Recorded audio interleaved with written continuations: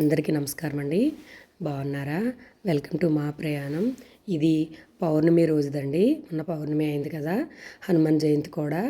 ఆ రోజు ఉదయం లేచి నేను ఈ విధంగా పోస్ట్ చేసుకున్నాను అమ్మవారికి. చెప్పాను కదా, మన ఇంటి దగ్గర దేవగన్నేరు పూలు వైట్ కలర్ దొరికాయి ఫుల్గా. చక్కగా అమ్మవారికి పోస్ట్ చేసుకొని అన్నయ్య పంపించిన మల్లెపూలంతా దండలు వేసుకున్నానండి. పూజ అంతా అయిపోయింది. ఆ స్వామి అమ్మవారి దయ వలన మనందరం బాగుండాలని కోరుకుంటూ ఈరోజుటి వ్లాగ్ అండి. అయితే పూజ అయిపోయిన తర్వాత నేను 7 రోడ్లో ఉన్న కనకదుర్గమ్మ గుడికి వెళ్ళాను కదండి. మా హస్బెండ్ వాళ్ళ కంపెనీ తరఫైన మా ఇంటి దగ్గర అయినా మ్యాక్సిమం ఆ టెంపుల్ దగ్గర ఓపెన్ చేస్తారండి. చాలామంది నా ఫ్రెండ్స్ వాళ్ళకి కూడా అందరికీ తెలుసు, ఇక్కడ ఓపెన్ చేస్తే సెంటిమెంట్, ఈవెన్ బంగారం కూడా అక్కడ ఓపెన్ చేస్తారు. ఇక్కడ ఫస్ట్ స్టార్టింగ్లో విఘ్నేశ్వరుడు ఉంటారండి, నాకు చాలా ఇష్టం. దాని తర్వాత శివయ్య ఉంటారు. చెంపుడు నీళ్ళు పోసి లోపలికి వెళ్ళాను.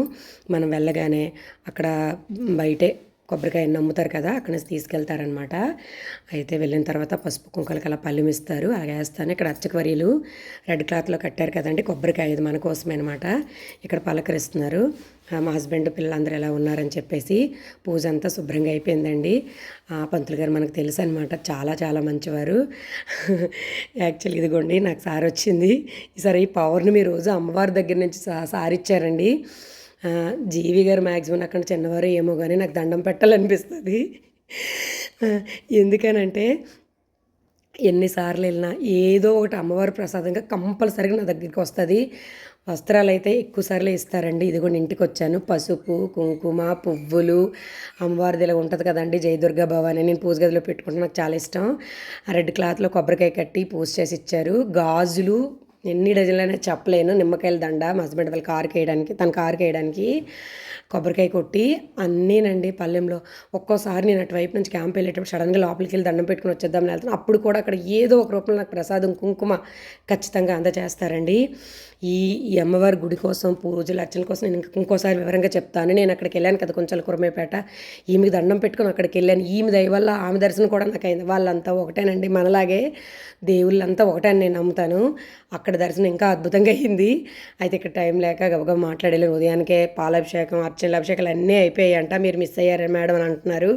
లేదండి, నేను అనుకోకుండా వచ్చానని చెప్పాను. ఆ వీడియో ఇంకోసారి మీకు చూపిస్తాను.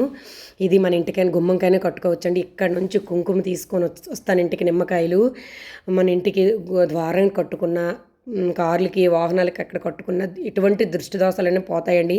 మా ఇంటి దైవం కనకదుర్గమ్మ అనమాట. అందుకు మాకు చాలా నమ్మకం. మాకు చాలా ఇష్టమైన అమ్మవారని కూడా చెప్పచ్చు. అయితే నేను అమావాస్యకి అయితే కంపల్సరీగా అక్కడ నుంచి నెక్స్ట్ డే వెళ్ళైనా నేను కుంకుమ అది తెచ్చుకొని ఇంట్లో పెట్టుకుంటాను. నిమ్మకాయలు అవి తెచ్చి ఇంట్లో పెడతానండి. మా అబ్బాయి బ్యాగ్లో కూడా ఇంతకుముందు అయితే పెద్దవారు ఉంటారు కదా, పెద్ద ఆయన జీవి గారు వాళ్ళ ఫాదరు, ఆయన పసుపు కుంకుమ నెక్స్ట్ బాబు కోసం అయితే చాలా ఇచ్చారు, నాకు అన్న కోసం. అవి తెచ్చి నేను బాబుకి ఇచ్చానమాట. మన నమ్మకమే అండి ఏదైనా, దైవమైనా మనుషులైనా. సో అలాగనమాట. నిజంగా థ్యాంక్ యూ సో మచ్ చెప్పాలి, నాకు మాట్లాడడానికి అవ్వలేదు గుడికి వెళ్ళాలని చెప్పి. మీకు కూడా ఇలాంటి సెంటిమెంట్ ఏదైనా ఉందా అండి? మనకి దసరా అప్పుడైతే భవానీ మాలలు వేసుకుని శుభ్రంగా ఇక్కడ అన్నదానం కూడా అవుతుందండి. ఇంకా వివరంగా నేను లాంగ్ వీడియోలో చెప్తాను.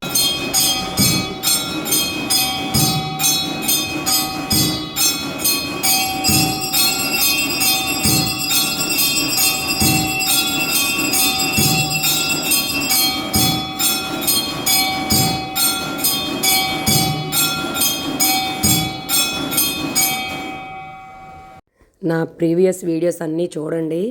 నచ్చితే లైక్ చేయండి, కామెంట్ చేయండి, సబ్స్క్రైబ్ చేయడం మర్చిపోవద్దు. మీ అమూల్యమైన సలహాలు కూడా నాకు ఇవ్వండి కామెంట్ బాక్స్లో, ఇలా చేయొచ్చు ఇలా కానీ.